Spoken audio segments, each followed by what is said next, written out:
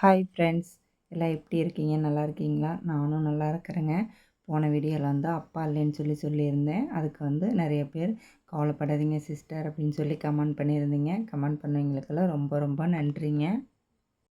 எப்பயும் போல் நேரமாக எந்திரிச்சு அரிசி கழுவி சாப்பாடு ஒரு அடுப்பில் வச்சுட்டேன்.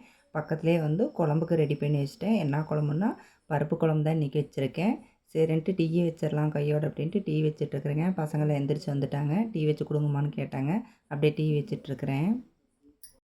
அப்பா இல்லைனாலுமே அப்பா போல் பார்த்துக்கும் கணவர் கிடைச்சிட்டாலே எல்லாத்துக்கும் சந்தோஷந்தாங்க. அந்த வகையில் நான் கொஞ்சம் கொடுத்து வச்சதாங்க.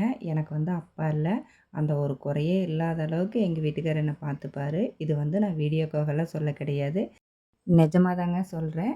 ஏன்னா எனக்கு வந்து சின்ன வயசுலேயே அப்பா இல்லை. அதனால் வந்து எங்கள் வீட்டுக்காருக்குமே அப்பா இல்லை. அந்த வழி என்னங்கிறது அவருக்கு வந்து தெரியும். என் 3 பசங்களை எப்படி பார்த்துக்கிறாரோ அதே மாதிரி தான் என்னையும் பார்த்துக்குவாங்க. அது அதுக்காக வந்து சண்டை இல்லாமலாம் இருக்காது. அப்பப்போ சின்ன சின்ன சண்டைகள் வரும். ஆனால் அதை விட்டு கொடுத்து போய்க்குவோம். சில பேர் வந்து அப்பா இல்லாத குத்தி காட்டி பேசுவாங்க. இப்போ நம்ம வீட்டில் ஏதோ ஒரு பிரச்சனையா, ஏதோ ஒன்று நம்மளுக்கு தெரியலைங்கிறப்போ, இவளுக்கு யார் இருக்கிறா சொல்கிறக்கு? மாமனாரும் இல்லை, அப்பாவும் இல்லை அப்படிங்கிறப்போ அதை வச்சு ஒரு மாதிரியாக இளக்காரமாக பேசுவாங்க.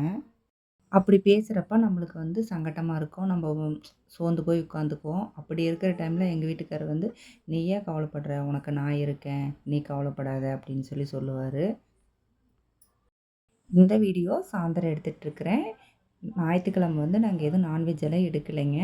அதனால் வந்து பசங்க வந்து எதாவது சாப்பிடணும் போல் இருக்குன்னு கேட்டிருந்தாங்க. சரின்ட்டு எங்கள் வீட்டுக்காரர் வந்து சிக்கன் வெட்டிட்டு வந்திருந்தார். அவருக்கு வந்து சிக்கன் பிடிக்காது. அதனால் வந்து எனக்கு புளி சாப்பாடு செஞ்சு கொடு அப்படின்னு சொல்லி கேட்டார்.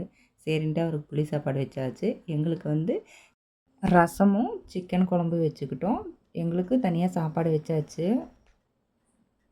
எனக்கு அப்பாவும் மாமனாரும் இல்லாதனால என்னமோ 2 ஆம்பளை பசங்க தான் போயிருச்சு. எங்கள் வீட்டுக்காரர் அடிக்கடி சொல்லுவார், அவங்க வந்து நம்மளை விட்டு எங்கேயும் போக மாட்டாங்க, நம்ம கூட தான் இருப்பாங்க, நீ கவலைப்படாத அப்படின்னு சொல்லுவார். எனக்கு 2 ஆம்பளை பசங்க பிறந்ததுக்கப்புறம் அது உண்மையாக தான் இருக்குமோன்னு எனக்கே தோண ஆரம்பிச்சிருச்சு. இதோடு இந்த வீடியோ முடியுதுங்க. இந்த வீடியோ பிடிச்சிருந்தா வீடியோக்கு ஒரு லைக் பண்ணுங்கள், கமெண்ட் பண்ணுங்கள், மறக்காமல் நம்ம சேனலை சப்ஸ்கிரைப் பண்ணிக்கோங்க.